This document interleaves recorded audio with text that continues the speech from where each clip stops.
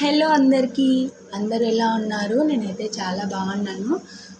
నిన్న లంచ్ కోసం టమాటా బిర్యానీ ప్రిపేర్ చేశాను.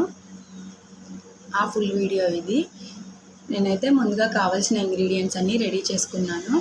ఇప్పుడైతే స్టవ్ ఆన్ చేసి ఒక గిన్నెను పెట్టి అందులోకి అయితే 2 టేబుల్ స్పూన్స్ ఆయిల్ అయితే యాడ్ చేశాను.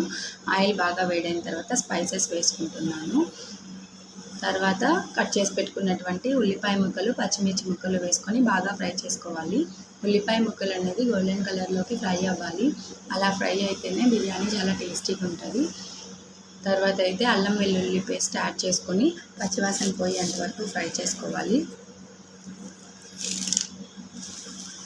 ఇప్పుడైతే కట్ చేసి పెట్టుకున్నటువంటి టమాటా ముక్కల్ని యాడ్ చేసుకొని బాగా కలుపుకోవాలి. టమాటా ముక్కలతో పాటు టేస్ట్కి సరిపడంత సాల్ట్ కూడా యాడ్ చేసుకోవాలి. అలా వేసుకోవడం వల్ల టమాటాలో ఉన్న వాటర్ మొత్తం బయటకు వచ్చి టమాటాలు తొందరగా మగ్గుతాయి.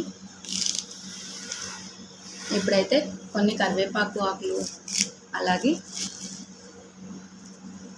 పుదీనా ఆకులు, కట్ చేసి పెట్టుకున్నటువంటి కొత్తిమీర యాడ్ చేసుకొని ఫ్రై చేసుకోవాలి. ఇప్పుడు ఒక 1/2 టీ స్పూన్ పసుపు, 1 టీ స్పూన్ ధనియాల పొడి, 1 టీ స్పూన్ కారం పొడి, 1 teaspoon biryani masala, 1 teaspoon garam masala వేసి బాగా మిక్స్ చేసుకోవాలి. 2 టేబుల్ స్పూన్స్ వరకు పెరుగునైతే యాడ్ చేసుకొని బాగా మిక్స్ చేసుకొని రైస్ ఉడకడానికి సరిపోయేంత వాటర్ అయితే యాడ్ చేసుకోవాలి. నేనైతే ఇక్కడ ఒక గ్లాస్ రైస్కి 2 గ్లాసెస్ ఆఫ్ వాటర్ తీసుకున్నాను. బాస్మతి రైస్ అయితే 1.5 గ్లాస్ సరిపోతాయి. నార్మల్ రైస్ అయితే 2 గ్లాసెస్ కావాలి.